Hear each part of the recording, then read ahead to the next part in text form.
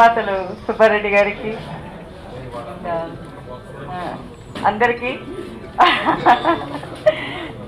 Really congratulations. మంచి concept తోటి వచ్చారు. మోషన్ పోస్టర్ చూస్తుంటే తెలుస్తుంది షూటింగ్ కంప్లీట్ అయిన తర్వాత ఇంట్రడక్షన్ చేస్తున్నారు, ఈయననే ప్రొడ్యూసర్ అని.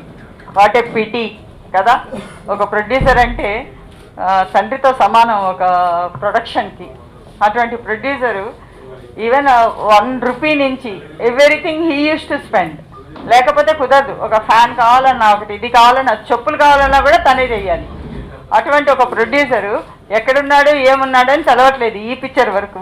సో కంప్లీట్ అయిన తర్వాత ఈయన ప్రొడ్యూసర్ అని డైరెక్టర్ అనుకుంటాను తను ఇంట్రడ్యూస్ చేస్తున్నాడు. అతనేమో చేతులు కట్టుకొని నిలుచుకున్నాడు. ఆల్మోస్ట్ ఇప్పుడు ఇండస్ట్రీ ఆ లెవెల్లోనే వెళ్తూ ఉంది. బట్ మనం చెప్పలేము ఒకసారి అందరు ప్రొడ్యూసర్స్ అలాగే ఉంటారని కూడా చెప్పడం తప్పది. బికాజ్ అఫ్ కోర్స్ ప్రొడ్యూసర్స్ యొక్క ఇంపార్టెన్స్ తగ్గినా కూడా ప్రొడ్యూసర్స్ అంటే ఒక విధమైన గౌరవం almost is there even in the field now also. నా యొక్క అభిప్రాయం అది. Okay, I feel that.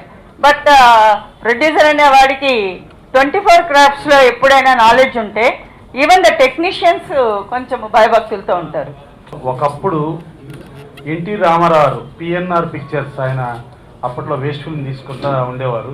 ఆ పిఎన్ఆర్ పిక్చర్స్ ఆయన ప్రొడ్యూసర్ అయితే పిఎన్ఆర్ పిక్చర్స్ ఆయన వస్తే ఎన్టీ రామారావు లేచి నిలబడ్డారు. నిలబడి మీరు యజమాని, మేము పనివాళ్ళం, మీరిచ్చే డబ్బులతో మేము బతుకుతున్నాం, అందుకని ఎప్పుడు యజమానికి ఆ రెస్పెక్ట్ ఇవ్వాలి అని చెప్పారు.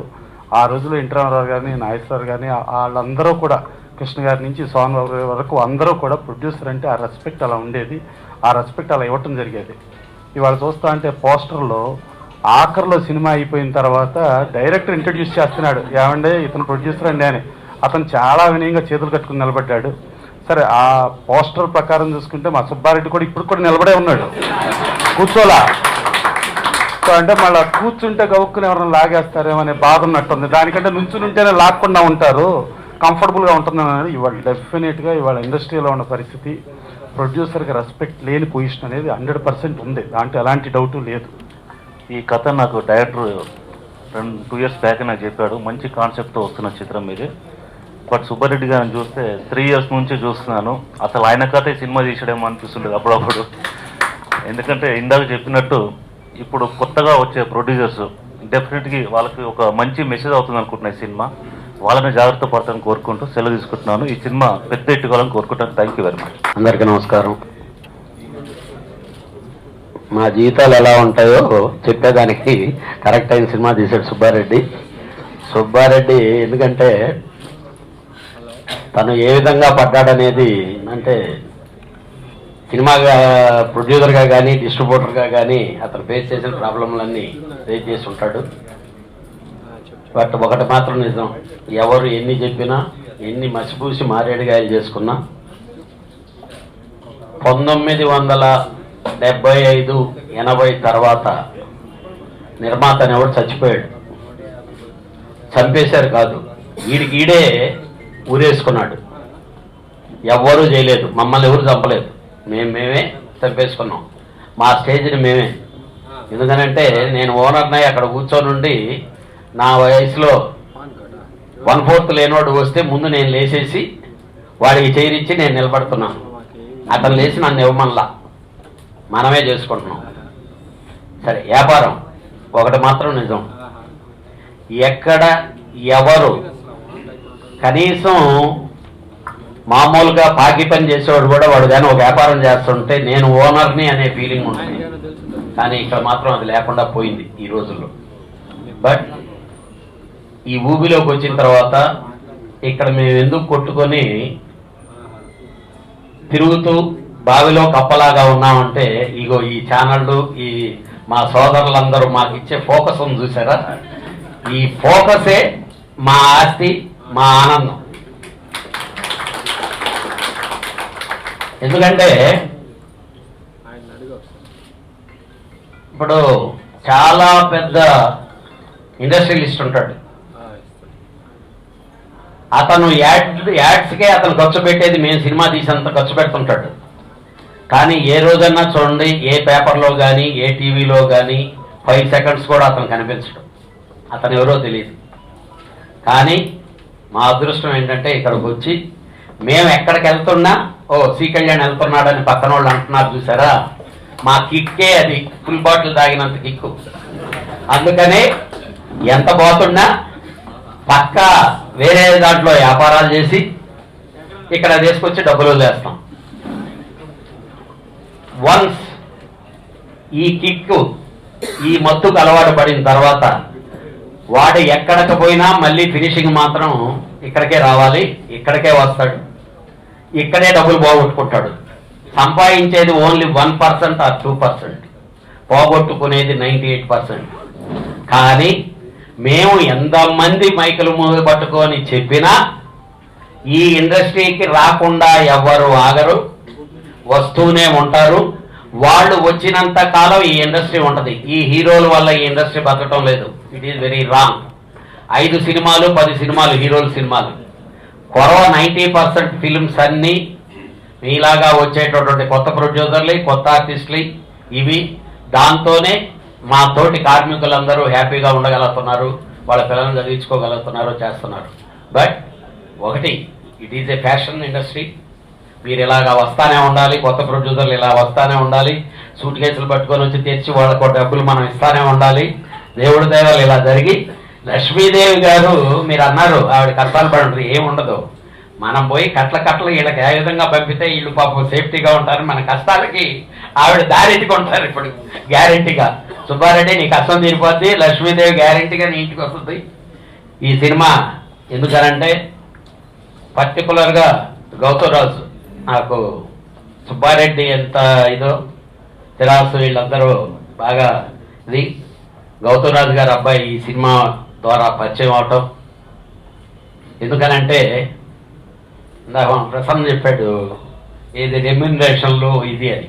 అలాగే నేను తీసిన 66 సినిమాల్లో నియర్లీ ఒక 40% 50% ఫిల్మ్స్లో తను యాక్ట్ చేసి ఉంటాడు. ఆ రెమ్యూనరేషన్ ఏమైనా నా వల్ల కదా ఇది సరేనా ఏదో విధంగా వెళ్ళిపోతాం. అలాగా వెళ్ళాడు. నీకు కూడా ఈ సినిమాలో అలాగే సహకరించుంటారు. అలాంటి వాళ్ళల్లో అలాంటి కోవకు చెందినటువంటి వెరీ స్మూత్ క్యారెక్టరు అమ్మ నరేష్ గారు. ఎందుకనంటే మేము మా మేడం దగ్గర అసిస్టెంట్ డైరెక్టర్గా పనిచేసాం. సిచ్యువేషన్ వచ్చింది కాబట్టి చెప్తున్నాను. ఇండస్ట్రీలో ఏ డైరెక్టర్ లేరండి. మా గురువు గారు దాసనారాయణరావు గారు అయినా సరే విజయ నిర్మల గారు లాగా 6 సీన్లో క్లోజ్ షాట్లు ఒకే దగ్గర పెట్టి జర్క రాకుండా తీయగలిగిన డైరెక్టర్ ఆవిడ. అంత గొప్ప డైరెక్టర్. అలాగా ఎందుకంటే జీనియస్లు ఎప్పుడు జీనియస్లు. ఈరోజు దాసనారాయణరావు గారి యుగం, రాఘవేంద్రరావు గారి యుగం, కోదండరావు రెడ్డి గారి యుగం, వాళ్ళ యుగాలన్నీ జరిగిన రోజుల్లో ప్రతి ప్రొడ్యూసర్కి వాల్యూ ఉండిందండి. 80s దాటి 90sలోకి ఎంటర్ అవడంతోనే, ఎందుకంటే మేము అసిస్టెంట్ డైరెక్టర్లుగా బాగా జర్నీ చేశాను కాబట్టి, బాగా దగ్గరుండి చూశాను కాబట్టి పోయింది. కానీ నేను అనుకోవటం మళ్ళీ వస్తుంది డెఫినెట్గా ప్రొడ్యూసర్లకి. ఎందుకనంటే ఇప్పుడంతా కార్పొరేట్ స్టైల్ స్టార్ట్ అయిపోయింది. సిన్సియర్ ప్రొడ్యూసర్లు అందరూ మేమందరం ఏంటంటే మేనేజర్ లాగా తయారయ్యే పరిస్థితుంది. గ్యారంటీగా వాళ్ళు ఎక్కడ ఉంటారో తెలియదు కాబట్టి మేము మేనేజర్లుగా, ప్రొడ్యూసర్లుగా కాకుండా మేనేజర్లుగా మాత్రం వాల్యూ కాపాడుకొని వీళ్ళ టాలెంట్ వల్లనే సినిమాలు జరుగుతాయి అనే ఫీలింగ్ మాత్రం డెఫినెట్గా వస్తుంది.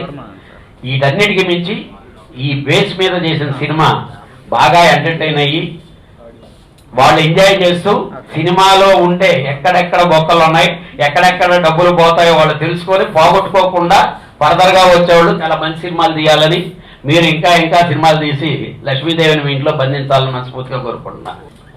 Cinema industry is the only industry in the world which is always in loss but which is always flourishing.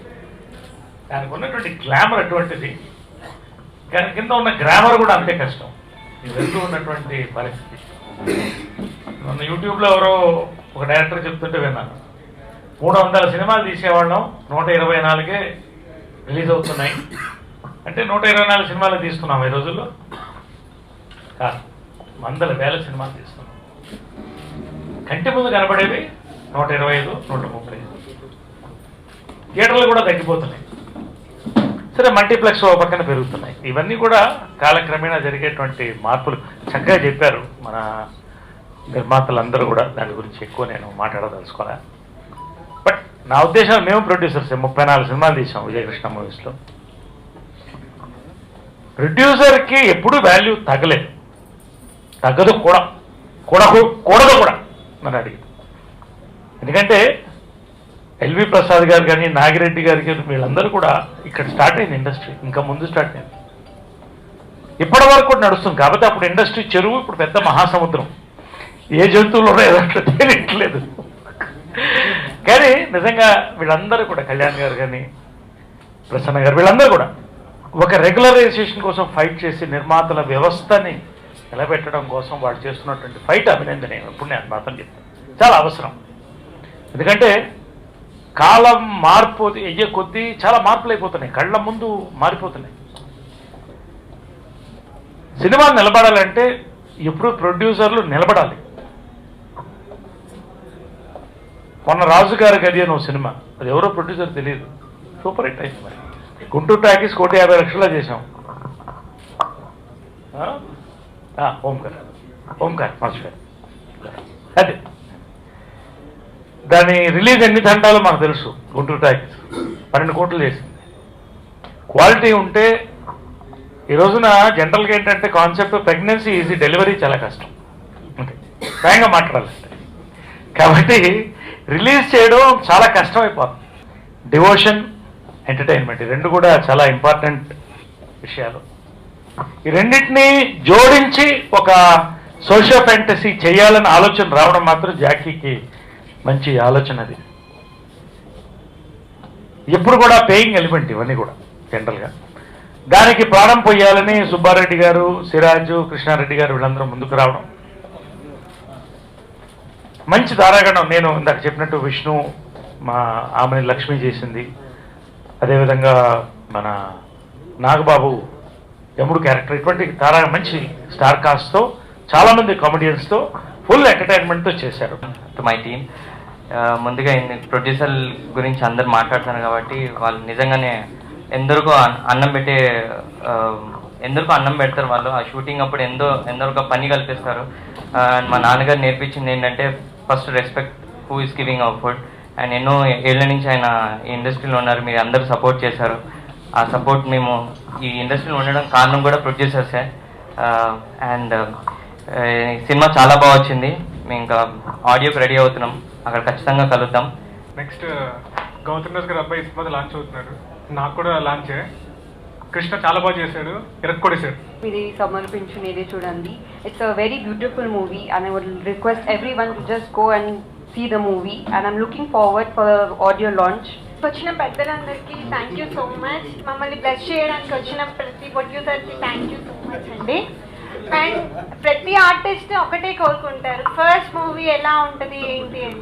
But మా ఫస్ట్ మూవీలోనే ఇంత మంచి ఆర్టిస్ట్తో వర్క్ చేయడం, అట్ ద సేమ్ టైం ప్రొడ్యూసర్స్కి, డైరెక్టర్కి చాలా థ్యాంక్ యూ సో మచ్. కొత్త వాళ్ళని ఎంకరేజ్ చేస్తున్నారు, ఇలానే మీరు ప్రొడ్యూసర్స్ కూడా కొత్త వాళ్ళని ఎంకరేజ్ చేయాలని కోరుకుంటున్నాను సార్. మీరు అందరూ అనుకున్న ఏదో ప్రొడ్యూసర్ కష్టాలు ఉన్నాయి, ప్రొడ్యూసర్ కష్టాలు చాలా ఉన్నాయండి, లేకుండా లేవు. కానీ సినిమా చూడండి, సినిమా చూసిన తర్వాత నేనేం తీసానో తెలిసింది మీకు.